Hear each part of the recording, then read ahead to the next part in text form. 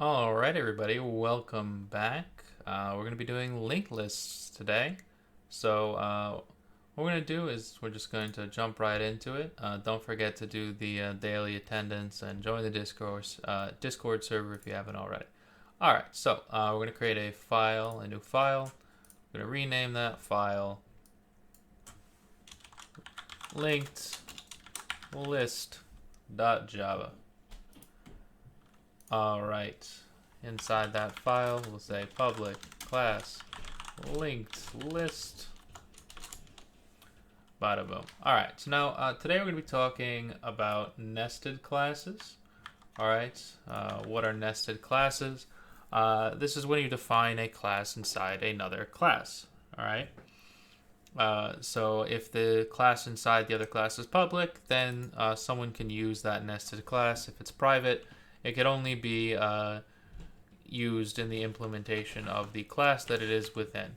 So I'm going to create inside here a new class, private class node. And this is actually going to be the data type that we use to implement this is the object we're going to be using to implement our linked list.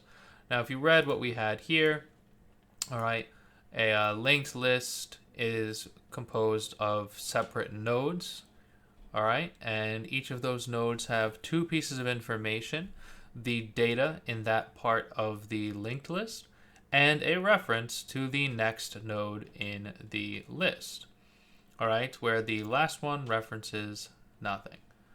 All right, so let's go into implementing that. Here in our inner node class, we will have member variables. In those member variables, we're going to have, let's just have an integer value and a node that references the next node in the linked list. All right, now usually at this point we would write a default constructor, but we are going to be using this node class exclusively. No user is ever going to be using this node class.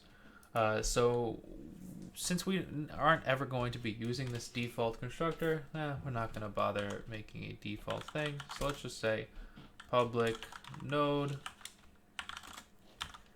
int v. We'll just do a parameterized constructor, and that will set your value to v and your next to null. Alrighty. Okie dokie.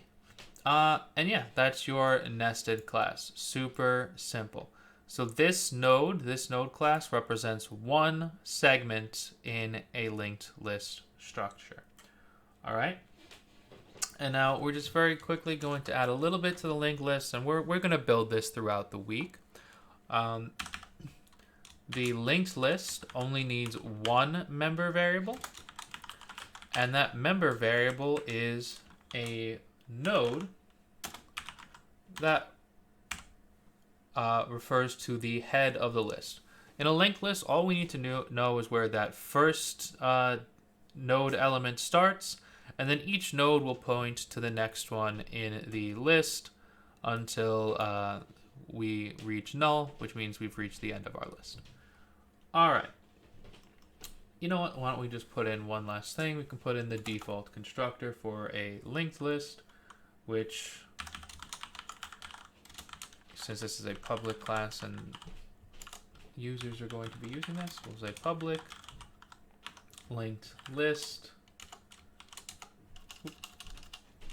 and we'll set the head equal to null because it's an empty list. So far nothing's in the head.